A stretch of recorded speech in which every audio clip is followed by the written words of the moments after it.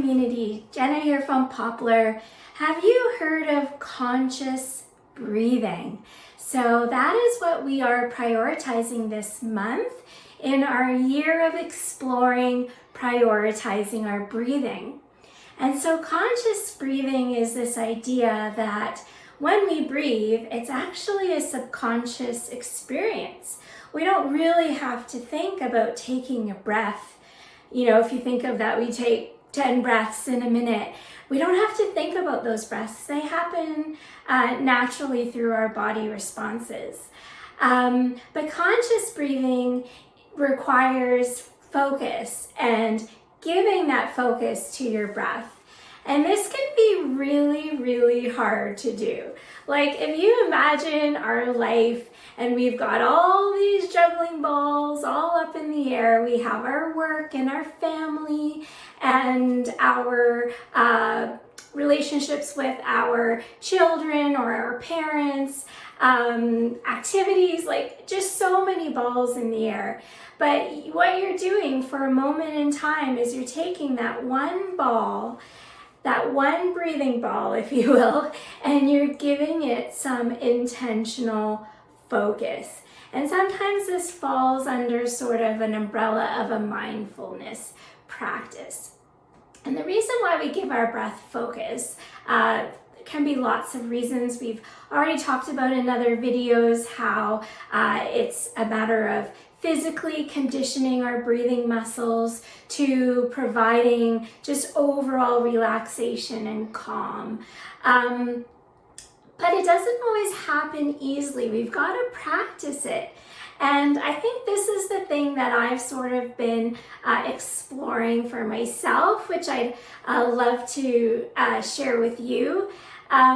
This idea of practice, because it's in those calm times or when we take the moment to practice our breathing that in those stressful situations where we really need that breathing focus to kind of provide calm or clarity, it kicks in, and it kicks in automatically in a way that will serve you.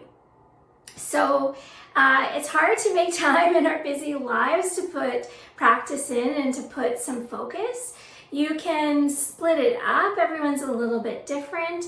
Conscious breathing practice might only require 5 minutes of your time daily or 5 minutes a couple times a day. Some of you might enjoy a longer practice, and that's certainly where I've found that I enjoy it through a yoga practice that I've been developing for myself over 20 years now. And if you've ever taken yoga, there's different types, but at the end of hatha yoga, you usually do a savasana, which is sort of like a guided meditation. And that's where I feel like I give my breathing a lot of focus. And so this could be something that you could try, so let us know. We do have a couple resources to help you out. So we have our pursed lip breathing video, which is one type of a breathing technique. There are many breathing techniques out there. Depending on your chronic lung conditions, not all breathing techniques are going to feel good for you. So it is like a try it out, like you're shopping at the shoe store and you're like picking out different ones, trying on and see how they feel. And we do have a diaphragmatic or belly breathing video as well. So do check those out on our YouTube site. We also have a guided meditation, just a short little video if you want to check that out, what it feels like to kind of go through a guided meditation as a way to focus on your breathing. So whatever it is that kind of pulls you to conscious breathing, try a couple things out and see how they feel. And we'd like to know in the Poplar community as well. So let us know in the chat or join the conversation in the Poplar community. But I wanted to share with you just one example how for me, having conscious breathing and developing my breathing practice, not only professionally, but in my personal life through yoga, how that's really helped me through. And I think the main connection that I've made with conscious breathing is the connection to help me through hard times. this is life. We are humans. Like, the hard times just sometimes never feel like they stop. And it's all about the way we cope with those situations. And using your breathing practice can definitely help you through those tough situations. For me, my example is I had to get an MRI done. It was on my head, so I was pretty much, if you've ever had an MRI, it's a big circular magnetic machine, and you're kind of in there, and for an MRI head, your whole upper body is encased in the machine, and then they actually put a bit of a cage over your face, so there's not a lot of room between your face and the machine. And so if you ever experience claustrophobia, which I do at times in small spaces, that was really hard. And so I knew going into it, I was going to close my eyes and just kind of focus a bit. But the very first one I had, as soon as I opened my eyes, I just panicked. I didn't go to my breathing right away. I panicked, and I had to push the button, and they had to take me out and be like, are you okay? Can we continue doing this?